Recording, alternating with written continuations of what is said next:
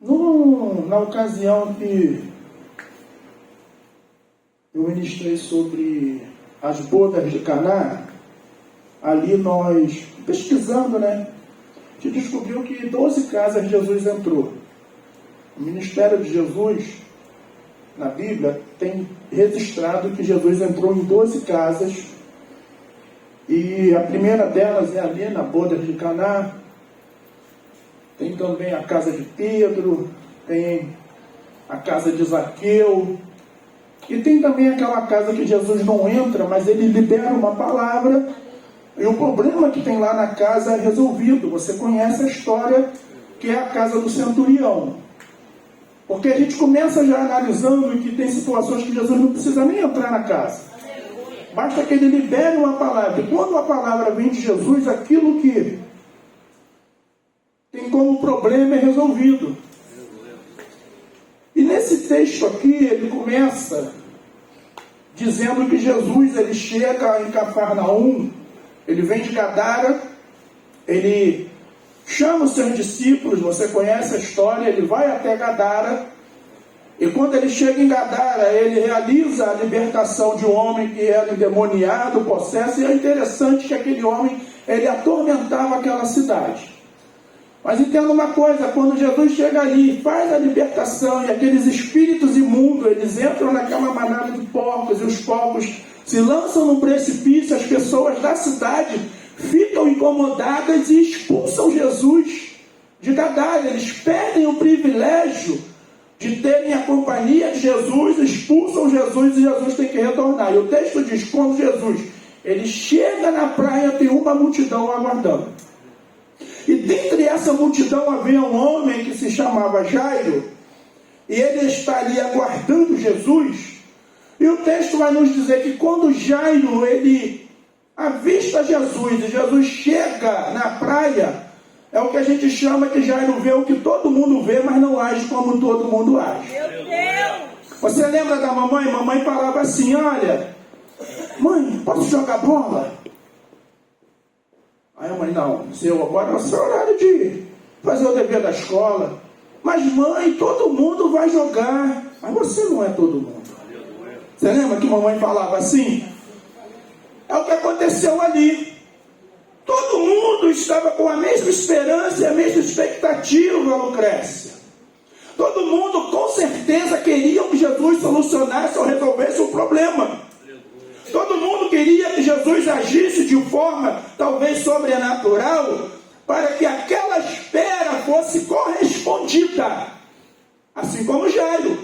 Porque o texto vai nos dizer que Jairo ele sai da casa dele e vai aguardar Jesus. Mas todo mundo está ali esperando Jesus. Todo mundo vê Jesus. Mas Jairo age diferente.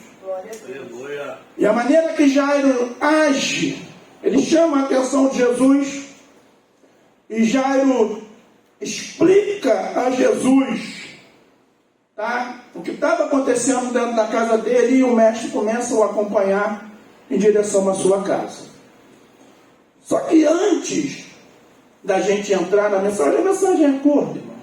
Só tem alguns pontos aqui dentro desse texto que eu quero passar com vocês. Nós precisamos entender algumas coisas. Eu costumo fazer o que a gente chama de construção da mensagem. Por quê? Para que haja um entendimento. Para que nós venhamos a entender por que esse momento e qual é o pano de fundo que está por detrás desse momento. Lá em Lucas, o capítulo 4, vai dizer que Jesus, ele é tentado.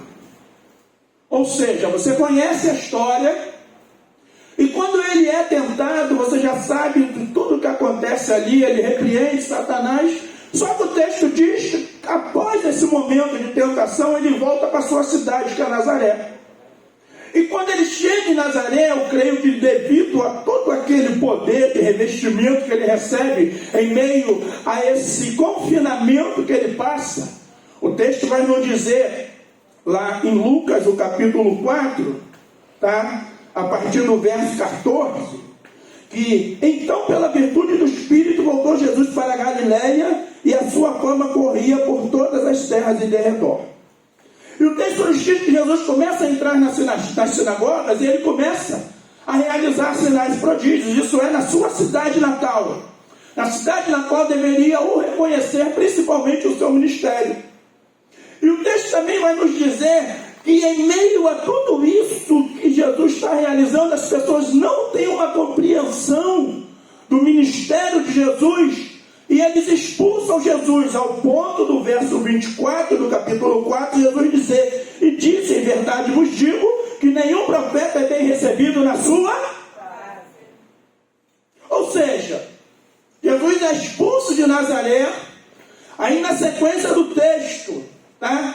O verso 30 diz assim: e ele, porém, passando pelo meio deles, retirou-se. E para onde Jesus vai? Jesus vai justamente para Cafarnaum. E quando você acompanha o ministério de Jesus, Jesus ele forma o que nós chamamos da sua base ministerial na cidade de Cafarnaum. Ali ele começa a chegar na praia, ele começa a arrebatar os seus discípulos, Pedro, Tiago, João, aqueles jovens, até homens que estavam pescando, começa ali a formar os seus discípulos. E o texto vai nos dizer que quando ele chega em Cafarnaum, o cartão de visita dele é o quê? É justamente a sinagoga. A partir do verso 31 é interessante, que diz assim: e desceu a Cafarnaum, cidade da Galileia, e os ensinava no sábado. Ou seja, uma preocupação que Jesus tinha era de estar na sinagoga. A preocupação que Jesus tinha era estar ensinando. E nós temos que entender que a sinagoga, ele era um lugar onde os fariseus se reuniam. Qual era a função da sinagoga? A sinagoga ela tinha o serviço de oração, reunião e culto. Sinagoga era diferente de templo. No templo se oferecia sacrifícios, na sinagoga não. Ou seja, Jesus chegava na sinagoga, o texto vai nos dizer, a partir do verso 31, que Jesus não somente ensinava, mas Jesus fazia sinais e maravilhas. O que tem isso a ver com o que nós lemos? O texto na qual nós lemos, no capítulo 8, tá? Eu costumo dizer que a partir do verso 40, é uma história dentro de uma história, porque você conhece. O texto vai nos dizer, a partir do verso 40, que aconteceu que quando voltou Jesus, a multidão o recebeu, porque todos o estavam esperando. E eis que um varão de nome Jairo, que era príncipe da sinagoga. Em algumas tradições vai dizer que ele era o principal, ou chefe da sinagoga. Não havia tantas sinagogas nessa época, e eu quero acreditar que a mesma sinagoga que Jesus expulsa o demônio de um homem, Lucas, o culto está comendo, mas tem um cara endemoniado no culto. Interessante isso, Isaías. Eu parei para ler isso, eu falei, meu Deus, o culto comendo, mas tem um camarada endemoniado dentro do culto. Aí Jesus expulsa aquele demônio. Eu quero acreditar que Jairo, ele já estava observando o falar e o agir de Jesus. O primeiro encontro de Jairo com Jesus não é na beira da praia. O primeiro encontro que Jairo tem com Jesus é na sinagoga. E quando Jesus está na sinagoga, eu e você temos que ter uma compreensão.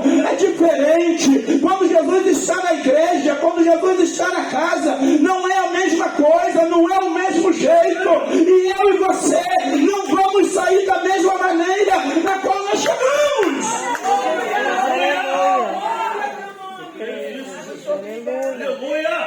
O texto o identifica como o principal da sinagoga. Outra coisa que eu aprendo, para Jairo ser o principal da sinagoga, ele já era um ancião de idade.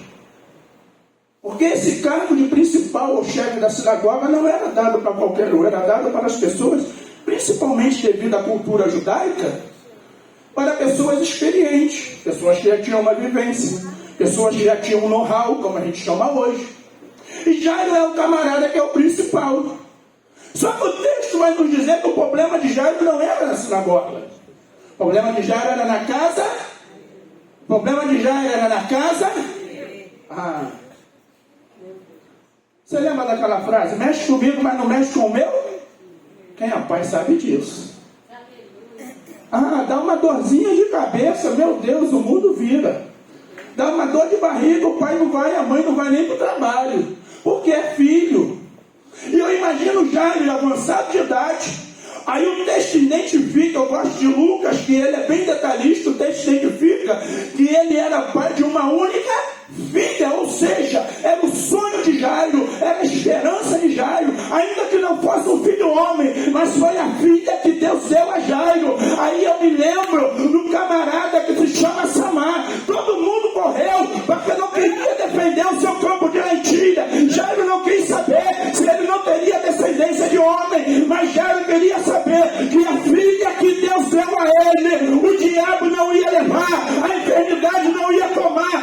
Aí quando acabaram-se os recursos de Jairo, Jairo foi naquele que poderia resolver o seu problema. Aleluia! Aleluia! Glória! Aí o texto nos diz, Mateus, Marcos e Lucas fazem a narrativa desse texto. Alguns dos evangelistas dizem que ela estava terrivelmente enferma. O outro diz que ela estava à beira da morte. Ou seja, enquanto a vida há, eu entendo que quando Jairo sai da casa dele, a menina está viva. Jairo aborda Jesus. Jairo conta o seu problema para Jesus. Aí Jesus vai acompanhar Jairo. Só que o texto diz que havia uma multidão com ele.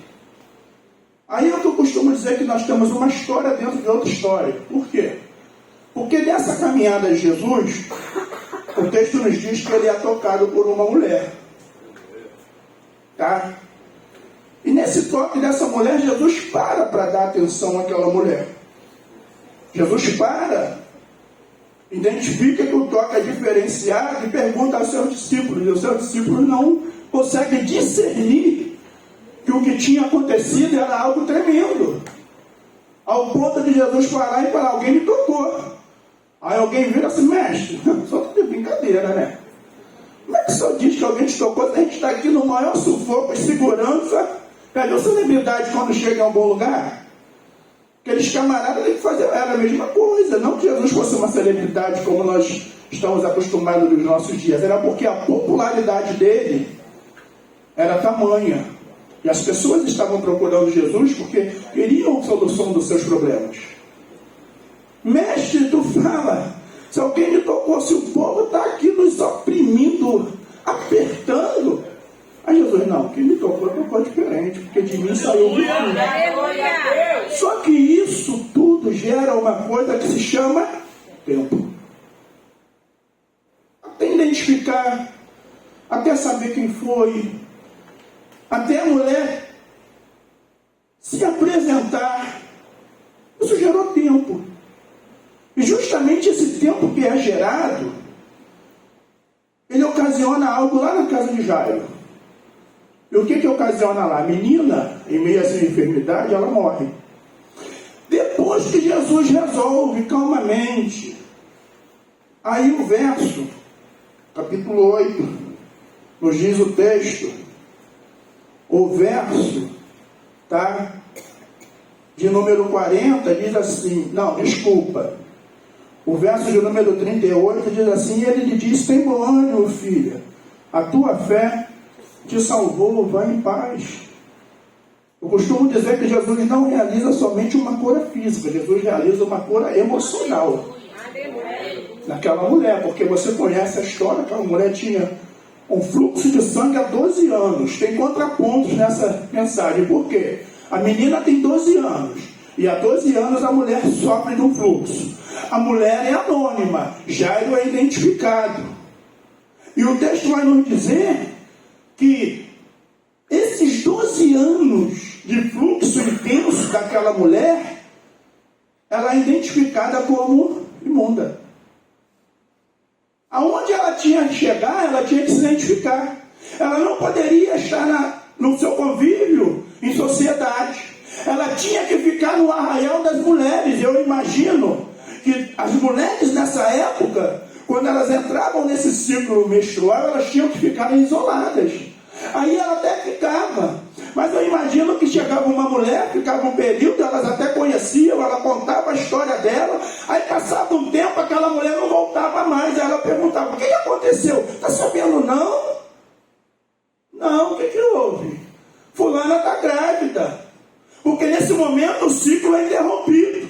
Aí aquela mulher, ela, além de ser segregada socialmente, além de ser segregada da sua família, ela também tinha os seus sonhos e as suas esperanças definhando, porque ano após ano, ela sabia que ela não podia mais gerar filhos, devido à sua incapacidade, devido à sua questão de fluxo de sangue. Mas quando Jesus cura ela, Jesus está dizendo para ela: vai, filha. Aleluia!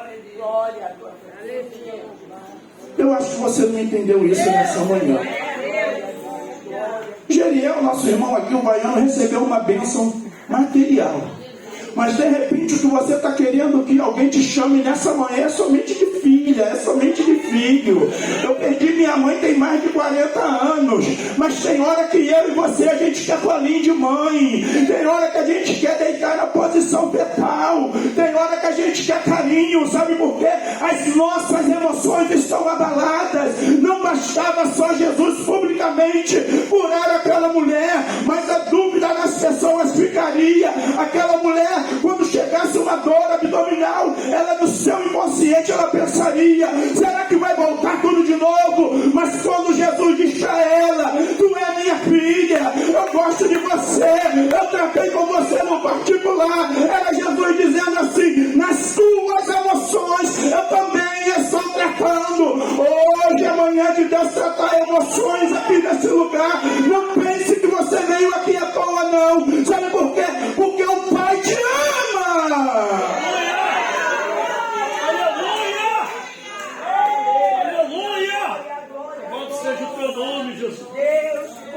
Aleluia. Mas vamos voltar para a mensagem. A gente precisa construir essa mensagem. Aí o texto nos diz, o verso 49, estando ele ainda falando. Aí o que é interessante, eu quero acreditar que quando Jairo sai de casa, Jairo diz para sua esposa, diz para as pessoas que estão acompanhando assim: olha só, o que eu podia fazer eu fiz, mas eu vi Jesus lá na sinagoga realizando sinais e maravilhas. Até onde eu podia ir, eu fui. Agora eu vou procurar aquele que está acima das minhas possibilidades.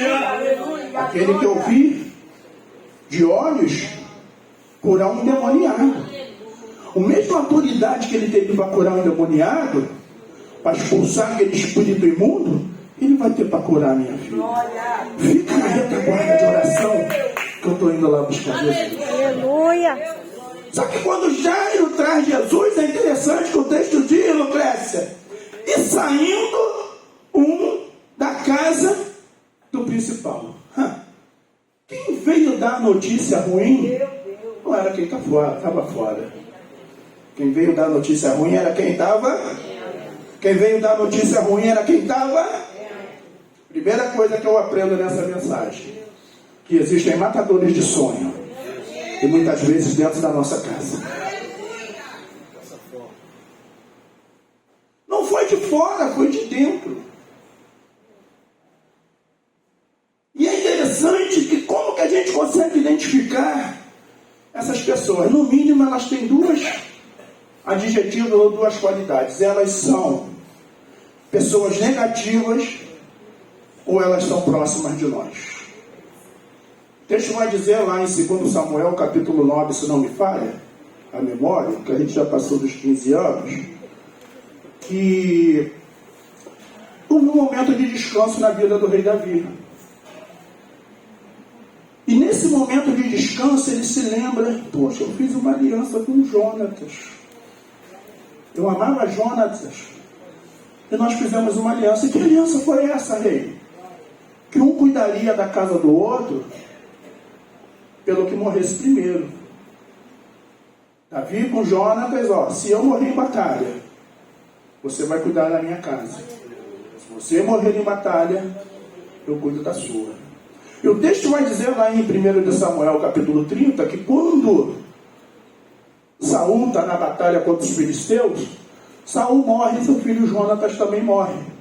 E quando a notícia chega na casa de Davi, o texto vai dizer que a cuidadora do filho de Davi, a ama de Mefibosete, que era filho de Jonatas, ela sai apressadamente com a criança, porque era a tradição ou cultura da época acabar com toda a linhagem. Exterminava-se a linhagem para quê? Para que não houvesse perigo de golpe de Estado. E quando essa ama está correndo, nos diz a história que ela tropeça, o garoto cai e o menino fica aleijado de ambos os pés. Só que o menino, ele é pego e ele vai para uma cidade que se chama Lodebar.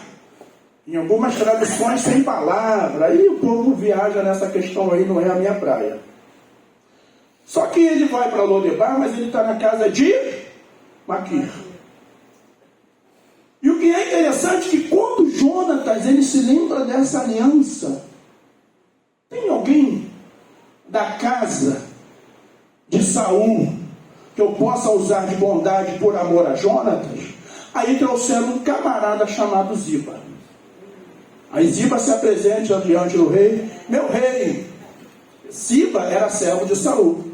Aí Davi pergunta: Ziba, existe alguém da casa de Saul que eu possa usar de bondade por amor a Jonatas? Aí Ziba diz: sim. Quem é? Mefibosete. Quem conta um conto aumenta um. Quem conta um conto aumenta um. Só que o camarada, Davi não queria saber o estado dele ou a situação. Davi queria saber se havia alguém para usar de bondade. Olha, rei, tem. Mas ele é aleijado de ambos os pés, ou seja, incapaz. Está morando em Lodebar. Isso são assassinos de sonhos. São pessoas que até andam com a gente, estão próximos e conhecem a nossa história, mas não querem ver a nossa vitória. São pessoas que até se aproximam de nós, mas não estão comprometidos com a nossa causa. São pessoas que até entram no nosso caminho, mas não caminham no mesmo caminho que nós caminhamos. Eles querem pegar atalho, eles querem pegar algum refúgio, mas nessa manhã Deus nos trouxe aqui, que se por um caminho se levantar um assassino de sonhos, por 7 caminhos ele vai ter que bater em retirada. Ainda que Mefibosete, ou Deus seja, ainda que Ziba tentasse denegrir a imagem de Mefibosete, houve um decreto real naquele dia. E que decreto foi esse? Mefibosete, não vai faltar pão à tua mesa, e você vai se assentar na mesa do rei. O rei está te chamando para você se assentar na mesa dele. Aleluia! São matadores de sonhos. Não adianta mais chamar o mestre Jairo, porque a tua filha está morta. E o seguinte: assassino de sonho quer decretar sentença na minha e na tua vida. Não dá mais, já era, acabou. Não adianta mais fazer esse curso, a tua idade não comporta. Vai voltar a estudar para quê? Para que tu vai fazer isso? Não. Eles querem decretar sobre a nossa vida.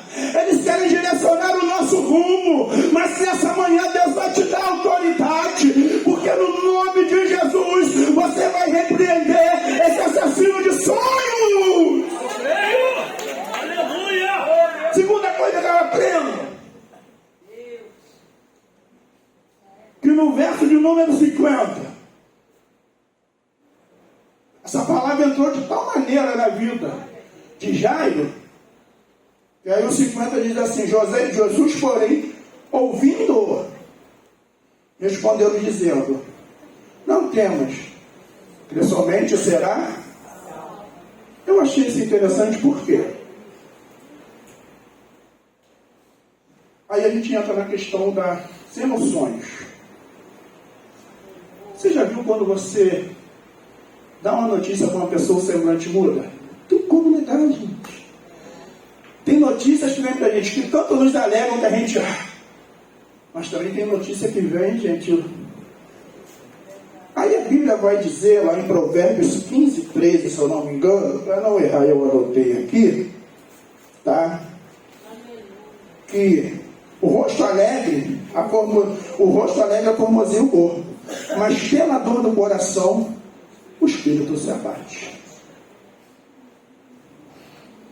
O que é isso? Tem pessoas que não estão mais caminhando porque receberam uma palavra e não foi fora não, foi dentro da igreja. Fora não, irmãos, é dentro, a realidade seja dita. Receberam palavras, são palavras que vieram como uma seta, entrou no coração e acabou. Acabou. É misericórdia, mas a pessoa que está emprestando a boca para o diabo. Por que eu estou falando isso aqui nessa manhã? Sabe por quê? Porque a Bíblia diz que não pode jorrar duas águas de uma mesma fonte. Você é de Deus, você foi chamado para abençoar. Você é de Deus, você foi chamado para ser canal de Deus. Você é de Deus, ainda que na impossibilidade.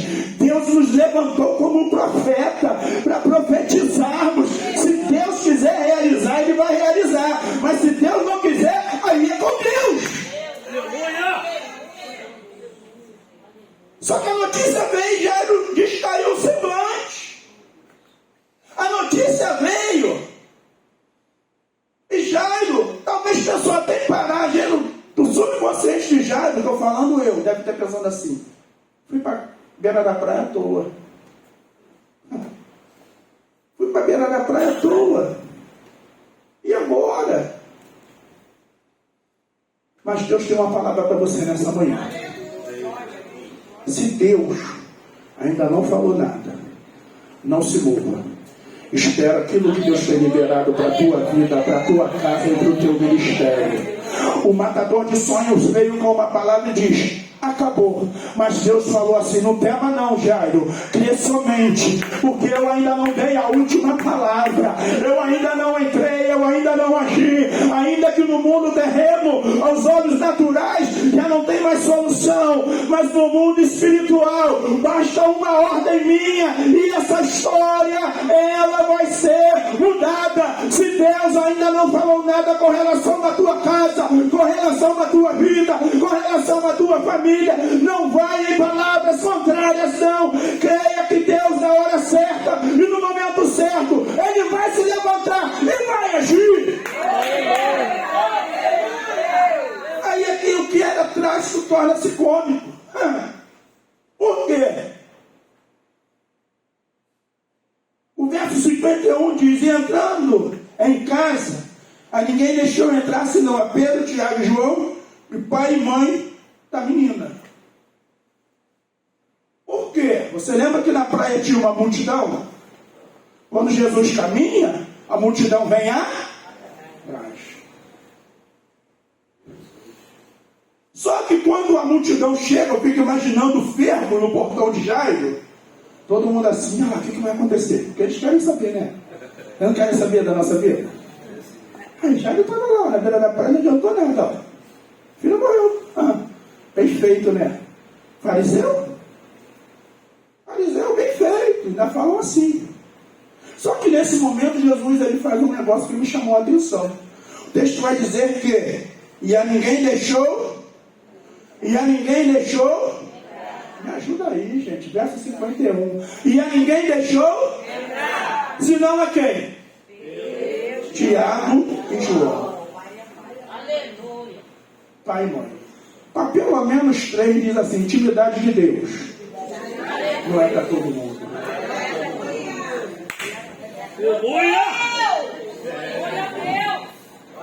Teu Instagram e teu WhatsApp está até bombando. Tem um montão de like. Mas na hora de intimidade não é para qualquer um. Na hora da intimidade não é para expor em Facebook. Na hora da intimidade não é para colocar no Instagram. Na hora da intimidade é falar com o Pai. Porque a minha Bíblia e a tua Bíblia diz: quando tiveres e orar, entra no teu quarto, dobra o teu joelho, secretamente ora ao Pai, que o teu Pai secretamente Ele vai te responder. Para de procurar mídia social e começa a procurar mais a Deus.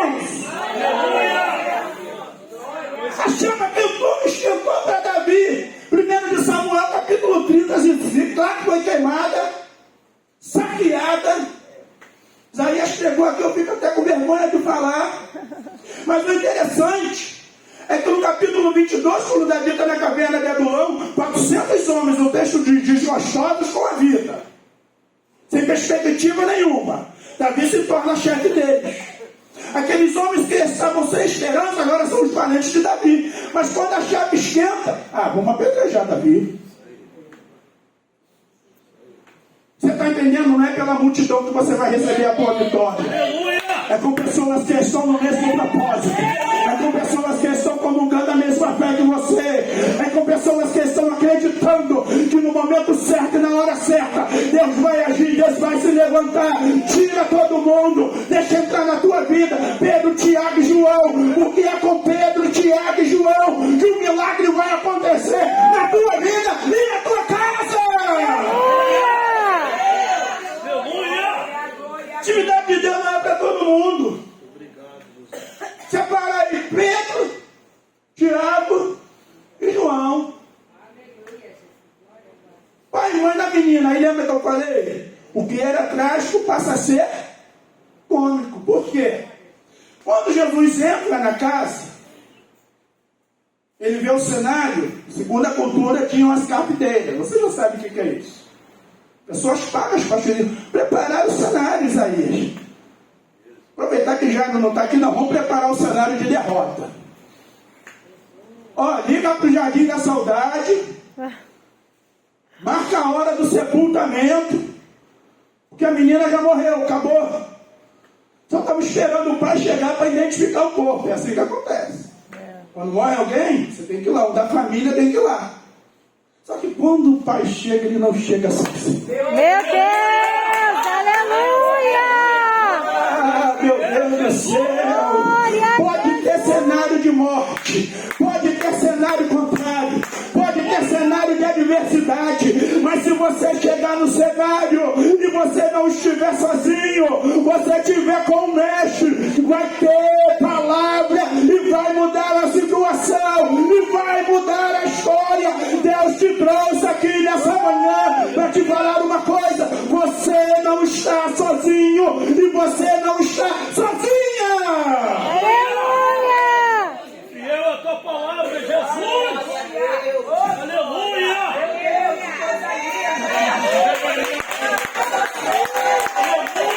Meu Deus, tem uma presença do Eterno nessa manhã. Decretaram sentença, falando que não tinha mais jeito, mas ele está chegando para revogar, ele está chegando para mudar, ele está chegando para dar a palavra, e a palavra dele não muda.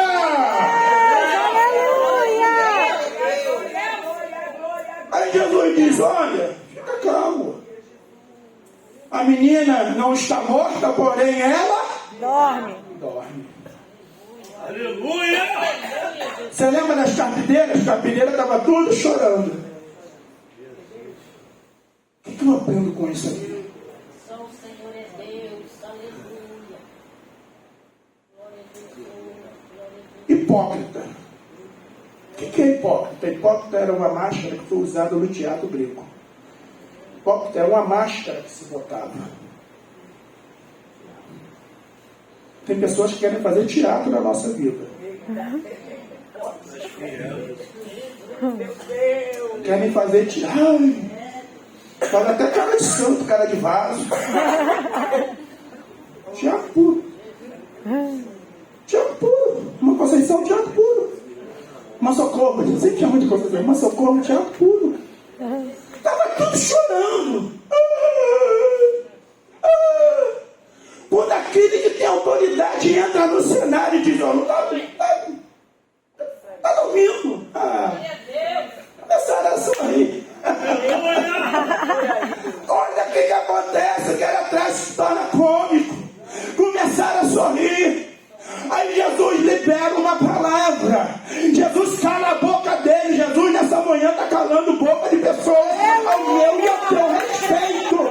Aí a palavra que Jesus libera é a seguinte: a ti, menino, te digo, levanta-te. Oh meu Deus, ali não levanta só a menina, não. Ali levanta o sonho de Jairo. Ali levanta também aquele que fecha a boca do leão, esmiuça a cabeça da serpente. Podem estar tripudiando, podem estar falando da nossa vida, mas vai chegar a hora e vai chegar o momento que o mestre vai falar assim: a ti te digo, sonho, levanta-te!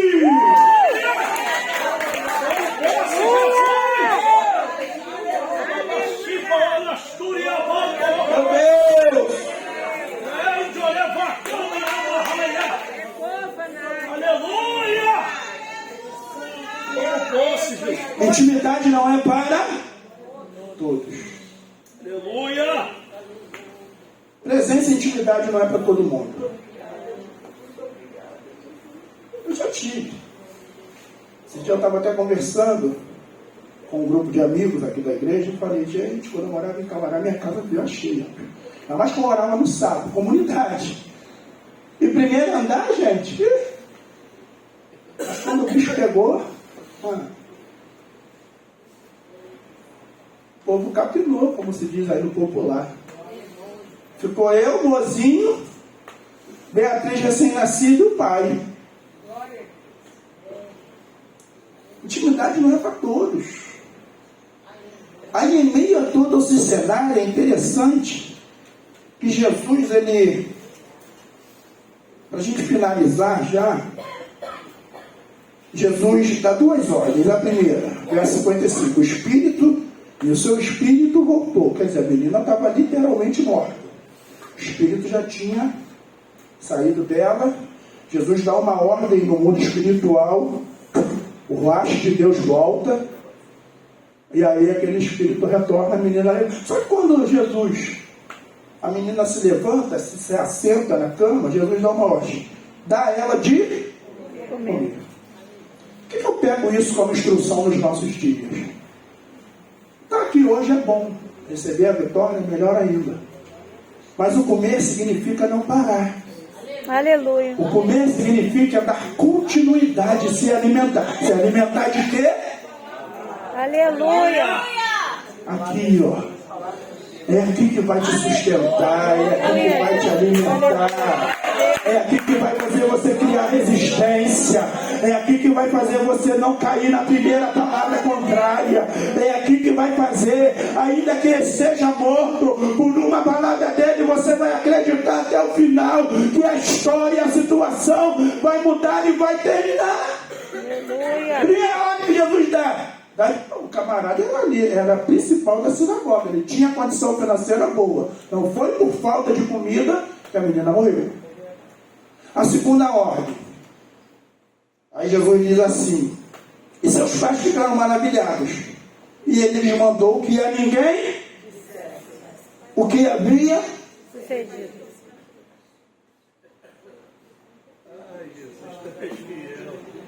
Aleluia! Meu Deus! Você lembra? Quem te viu na prova e não te ajudou, quando vê você na bênção vai ser feliz.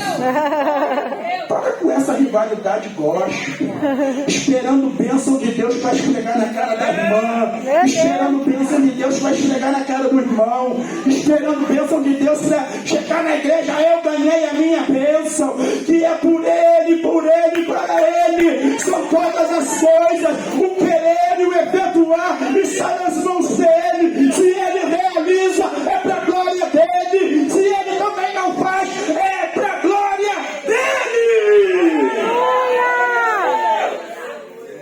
Conta para ninguém não. O que aconteceu aqui, fica no calado. Estou falando que você não tem que dar o culto de ação de graça. Isso é uma coisa. O problema é que hoje a gente está na rivalidade gospel. Brigando com o irmão e brigando com a irmã, porque quer esfregar a vitória. Meu Deus. Quem me viu na prova não me ajudou. Quando me vier na bênção vai se arrepender. Vai ficar no meio da plateia e eu ali no palco. Que isso? Porque dele, por ele. Aleluia. Para ele são todas as coisas. Fique de pé, me ajude nessa manhã. Porque dele, por ele, para ele são todas as coisas. oh, mais uma vez declare nessa manhã, porque dele. Porque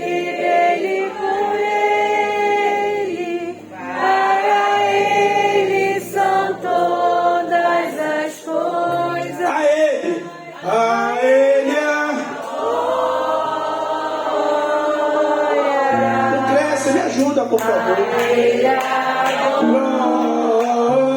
Glória, a Ele a glória, Pra sempre, amém. a Ele a glória,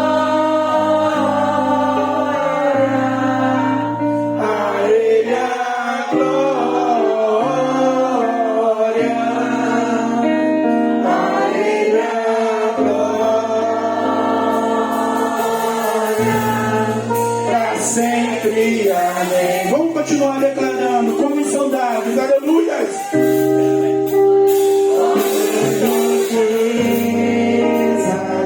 O saber dele, o conhecer. Declare nessa manhã. Seus juízos e os seus caminhos. Oh, aleluia!